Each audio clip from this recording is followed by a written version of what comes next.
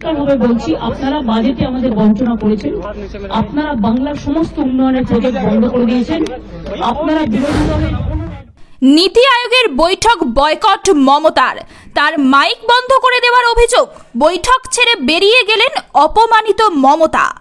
বক্তব্যের মাঝে বন্ধ করে দেওয়া হলো মাইক। বাংলা তথা বিরোধী রাজ্যগুলির বঞ্চনা নিয়ে সরব হতেই তার কণ্ঠ রোধ করা হলো বলে অভিযোগ তুললেন মমতা বন্দ্যোপাধ্যায়।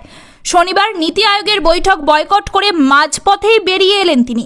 জানালেন তাকে বলতে দেওয়া হয়নি, মাঝপথেই বন্ধ করে দেওয়া হয়েছে তার মাইক।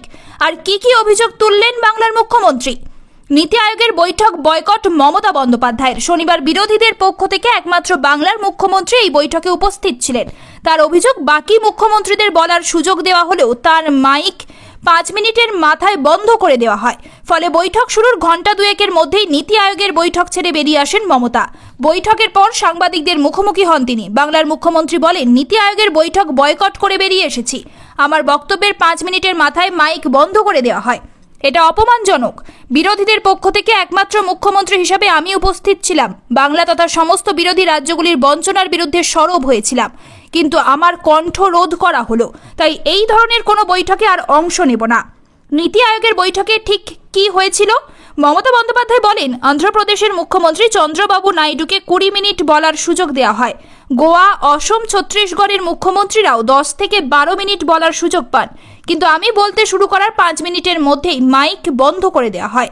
বৃহত্তর স্বার্থে এই বৈঠকে যোগ দিয়েছিলাম। যুক্তরাষ্ট্রীয় কাঠামোয় এমন পক্ষপাতিত্ব অনুচিত, এটা অপমান। নীতি আয়োগের বৈঠকে মমতা বন্দ্যোপাধ্যায় ফের একবার প্ল্যানিং কমিশন ফিরিয়ে আনার পক্ষে জোরালো সওয়াল করেন। কখন তার মাইক বন্ধ করা হয় বলে অভিযোগ। বাংলার মুখ্যমন্ত্রীর কথায়, প্ল্যানিং কমিশন যখন ছিল রাজ্যের জন্য কাজ করত, নীতি আয়োগের কোনো আর্থিক ক্ষমতা নেই, কথা বলেছি। বাংলাকে বঞ্চনার অভিযোগে সরব হয়েছি।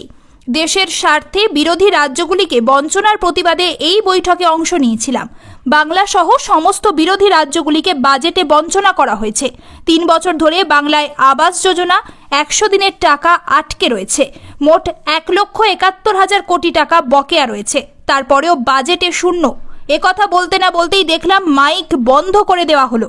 আমার মাইক বন্ধ করা সমস্ত বিরোধী দলের অপমান।